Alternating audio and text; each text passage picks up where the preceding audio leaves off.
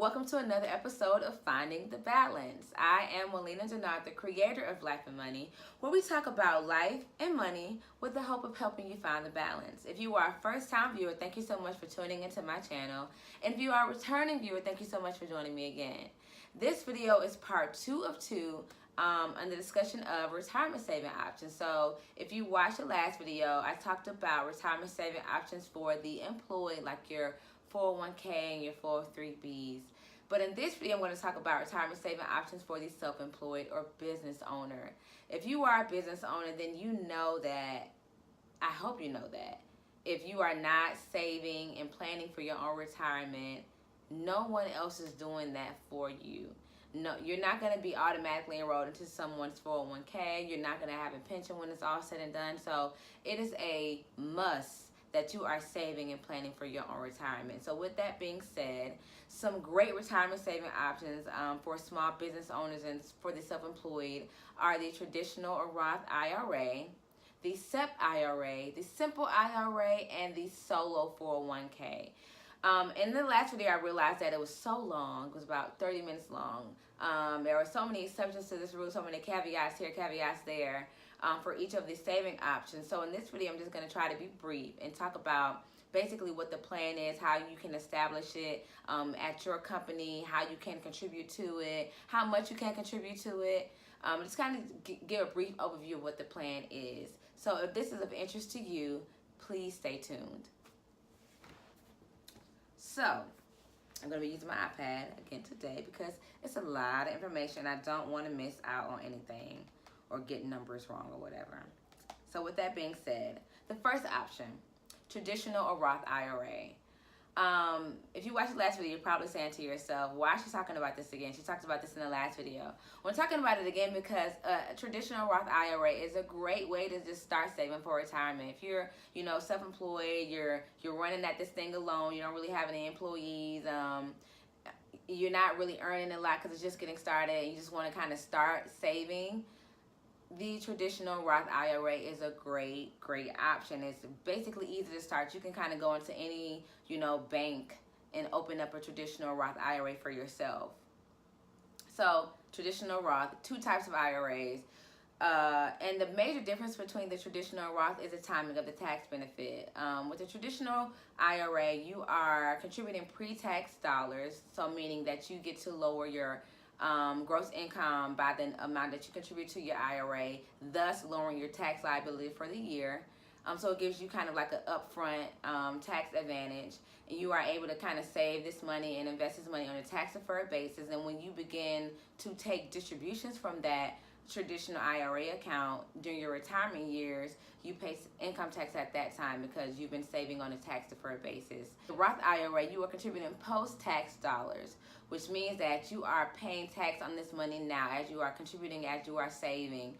And it doesn't necessarily lower your tax liability for the year, but you are able to save and invest this money. And when you get to retirement, you don't have to pay any income tax on the money because you've already done so as you were saving and investing this money over the course of time when you were contributing to your Roth IRA.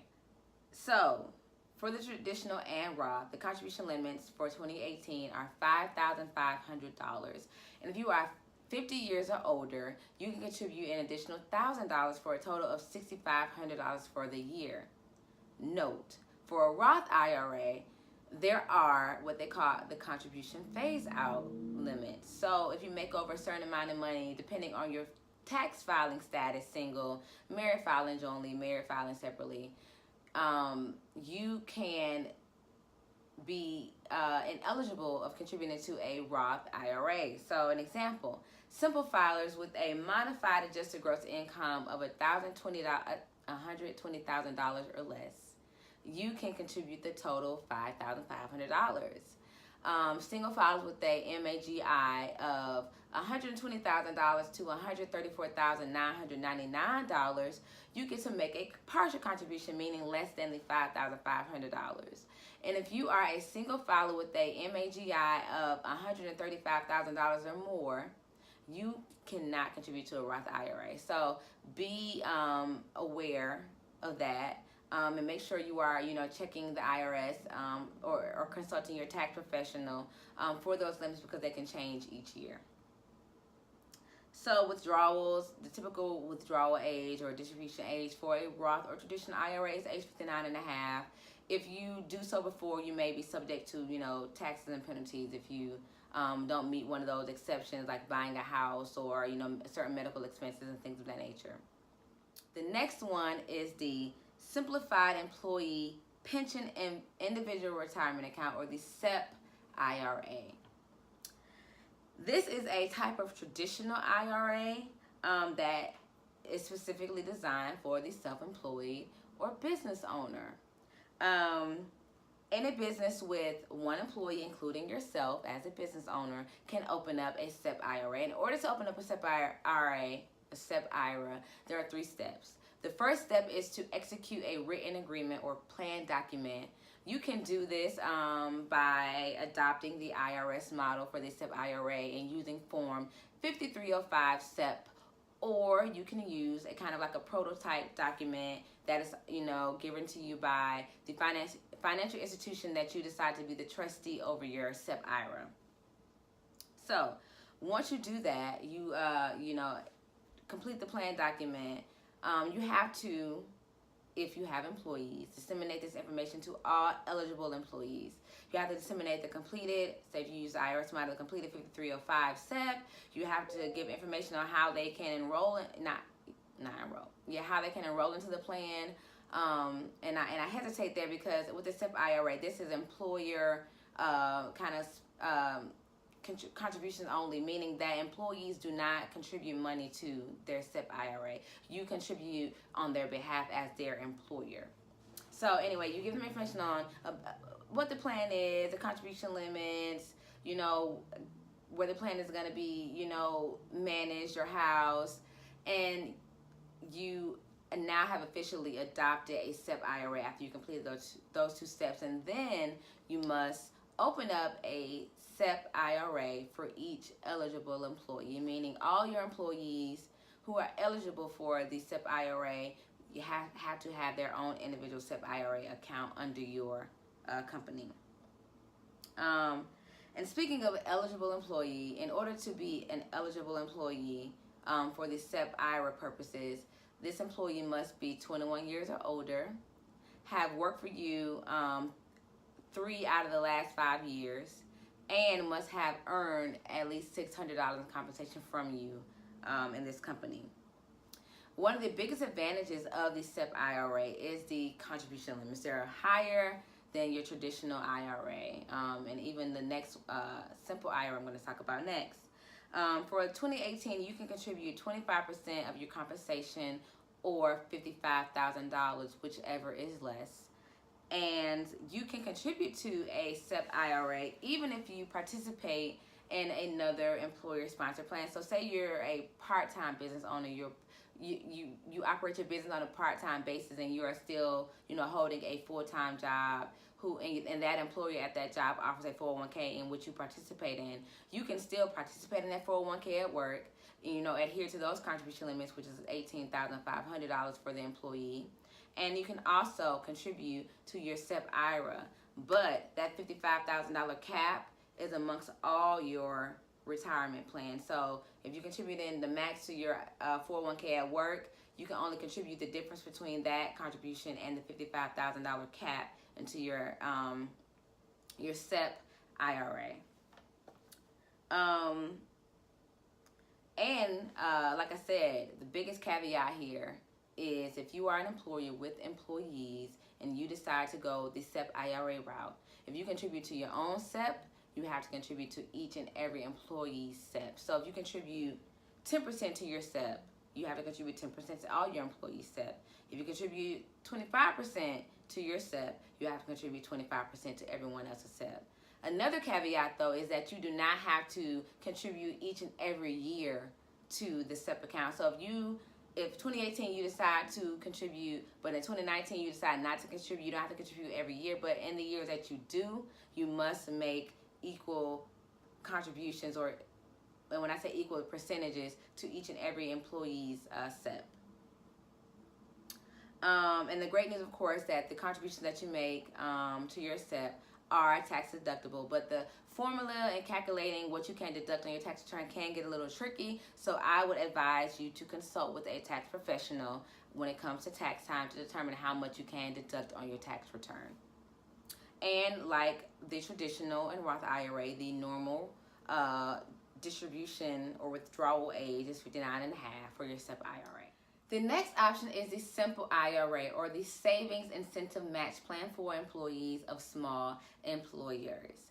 And a Simple IRA is another retirement savings account that is specifically designed for small businesses, and it allows for contributions from both the employer and the employee. In order to establish a Simple IRA, you have to complete, those similar 3 steps like the SEP IRA. You have to execute a written agreement or plan document. You have to disseminate information about the plan to all eligible employees, and you have to set up a Simple IRA, or one has to be set up for each eligible employee. And again, unlike the SEP IRA, the Simple IRA does allow for employee contributions, and for 2018, the contribution limit for employees is $12,500, and an employee over the age of 50 can contribute an additional $3,000 for a total of $15,500 for the year of 2018. Again, employers must contribute to this plan, and this employer contribution can be in the form of an employer match, which is up to 3% of the employee's compensation, dollar for dollar match, up to 3%. Or it can be a non-elective contribution, which is 2% of the employee's contribution. And when thinking about that latter, the 2%, the amount of compensation that's taken into account is capped at $275,000. So if an employee is a high earner making $300,000 for your business, you only have to consider $275,000 when you're calculating a 2% contribution amount for 2018.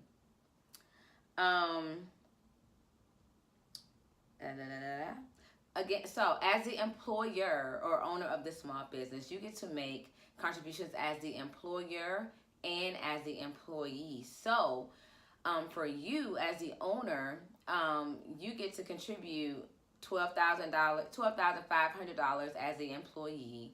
And if your plan is set up to make the dollar for dollar match or the 2%, you get to make either, again, to your Simple IRA account as a business owner. So for 2018, the maximum amount that you can contribute to the Simple IRA as the business owner, as the employee and employee, is $20,171. And this is a good amount to contribute on an annual basis for retirement. And again, like the traditional IRA, like the SEP IRA, the distribution age is 59.5. That's when you can begin taking money from your Simple IRA, without facing any penalties and things of that nature. But another caveat for the Simple IRA, if you've established a plan within 2 years and you want to make distributions from that Simple IRA within 2 years after starting it, you'll be subject to 25%. Normally, 25% penalty. Normally, that penalty is about 10%. But if you began taking money from the account within 2 years after opening the account, it is a 25% penalty. So that's something to take note of.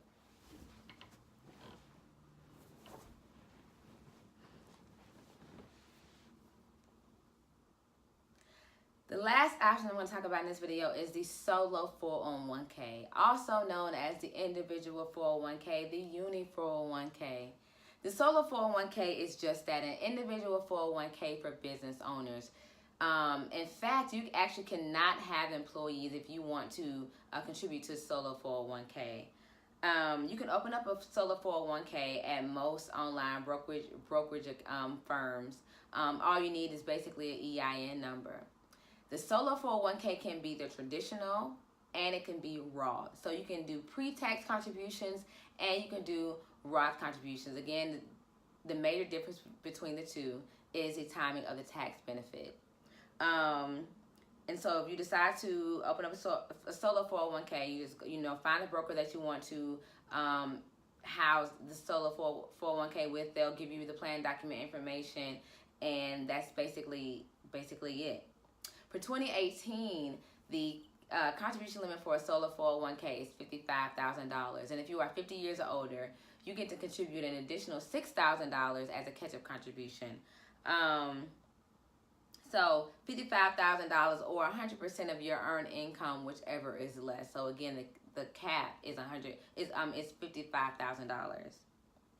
And to better understand kind of how this works from the business owner perspective, you get to make your normal salary deductions as the employee.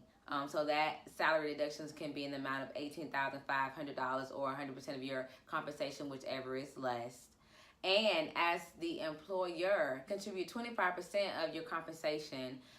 But a special rule for like single member LLCs and sole proprietors, when you're calculating that 25%, instead of just using compensation, you would use your net self-employment income, which is basically your gross income, less your contributions, less half of your self-employment tax. Again, another little tricky computation. So again, consult a tax professional when you are determining how much you can contribute to a solo 401k. And when you're thinking about 25% of compensation, 25% of net self-employment income, the cap that you can use to consider this calculation is $275,000. And one caveat for the solo 401k is once you get the plan rolling, you set it up, you will have to make annual reports to the IRS. So you would use a form 5500 to just kind of like outline how much you've made, how much you've contributed to the plan, and you will report that information to the IRS. And again, like with most plans, the distribution age is 59 and a half. You can begin making withdrawals or taking distributions from your solo 401k at 59 and a half. If you try to make early, you try to take early distributions, again, you'll be subject to tax and penalties. And that is it. So we've covered the traditional Roth IRAs, the SEP IRA, the simple IRA, and the solo 401k. All are great options, but you just have to figure out what option is going to be best for you and your business. Thinking about the SEP IRA, can you contribute to 10 employees? Or do you need to just go with a different option, because you can't open a SEP IRA and not contribute to all eligible employees? So you may need to go to the simple IRA. Or do you want to go to the solo 401k? Again, all of these are great options for the self-employed and small business owners. But again, just know what is best for your business and what you can afford to contribute and where you are kind of with your business. And if necessary, of course, you should always consult, a CPA or a tax professional in order to determine what is best for you. That is all I have for you today. I hope it was helpful for you. I hope you learned something. And if you are self-employed, if you are a small business owner, I hope that this encouraged you to begin saving for retirement, because there are quite a few options out there for you. And again, if you are not saving for your own retirement, then no one else is. So please, please, please make it a priority. If you like this video, please hit the like button. And as always, keep up with what's going on. Please subscribe to your friends. Subscribe to your friends about the video. Share the video. And you can always follow me on social media, Instagram, Facebook. You can find the information at the end of the video. So until I see you guys again at the next video, take care.